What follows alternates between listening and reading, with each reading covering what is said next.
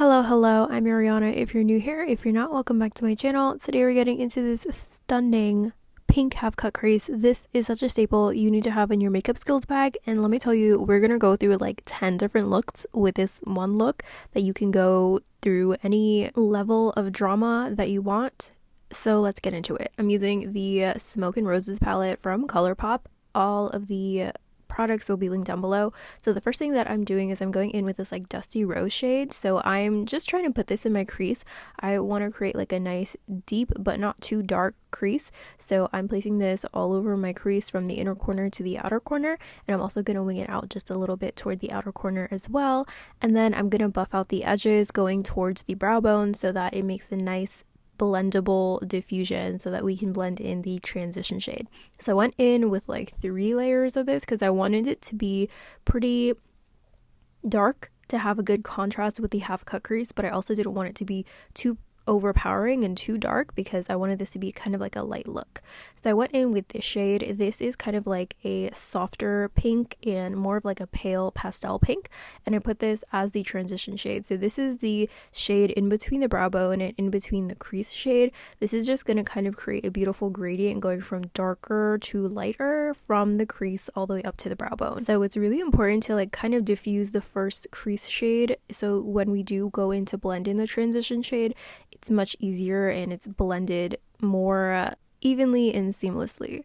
So then that's pretty much it for the crease in the transition area. I went ahead and cut my crease with some concealer and a really small concealer brush. So I didn't use that much concealer because I did kind of want to map this out. I did kind of want to make it really like soft instead of like a really harsh line, so I didn't use that much concealer, but I went ahead and kind of carved out my lid, and I did go a little bit higher than my natural crease line so you could see it when my eyes are open. I don't have severely hooded eyes, but it definitely can get covered if I'm looking like head on. So you just want to make sure that you place the line a little bit higher than your natural crease. And then I went ahead and filled that in with concealer, and now I'm going in with the dark brown shade. So you can go as dark as you want. You can definitely go in with like the darkest brown you have, or a black shade if you want, but I'm kind of keeping it nice and soft. So I'm going in with a really warm toned dark-ish brown. It could be darker. I think this is like the darkest brown in the palette, or the second to darkest brown in the palette. And I'm just putting that on the outer corner and kind of trying to create an eyeshadow wing with this.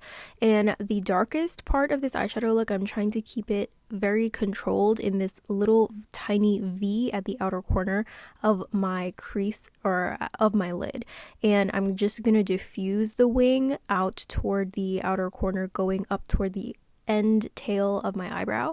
So as we get toward the eyebrow, it's not going to be as dark as it is on the lid, and that's going to create a nice beautiful diffusion and nice blend, an illusion that the outer corner is darker, and just create a nice like eye lift. So I then went ahead in with like a peach shade, and I put that right next to that dark brown to kind of create a nice gradient, because I didn't want to just put like a really light pink on the lid and then just have it melt into that harsh dark brown.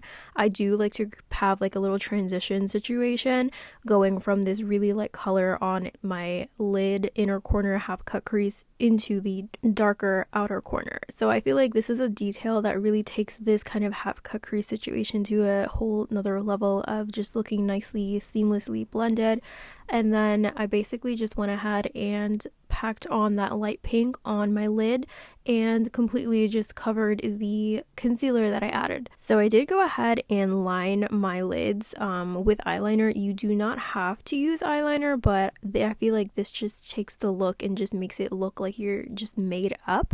So I went in with the ColourPop gel eyeliner, and this is in the shade like dark brown.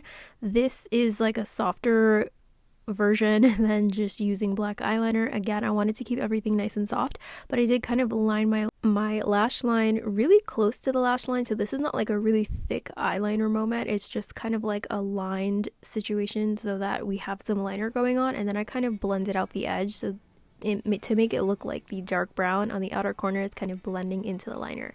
I went ahead and cleaned it up with some concealer to give myself a beautiful eyeshadow wing, And this is also what's going to make both of your eyes look symmetrical, even if you're not doing the same exact thing, because that's impossible. So I highly recommend doing that. And then I went in with some mascara. This is the Too Faced Better Than Sex mascara. I went in with like 2 coats. So this is the first level of drama of this eyeshadow look. You don't have to put on lashes. You can just stick with mascara and leave a bare lower lash line, but I am going to go ahead and go through the phases of drama as I always do. So I'm going to go ahead and add on some lashes. So this is another level of drama that you can go for, of just wearing a nice pair of lashes and a bare lower lash line. And if you do go for lashes, I highly recommend using a lash that flares out at the end, that gives you a beautiful cat eye look. So the breakdown and kind of like shape of this eyeshadow look is to have a nice open inner corner and lid, and then a snatched outer corner and winged out look. So I did want to go in and kind of show you how you can add glitter to this to make it a little bit more elevated and a little bit more fancy, I guess. And there are different things that you can do to add glitter to your eyeshadow look without overpowering it, without having complete straight glitter on your lid.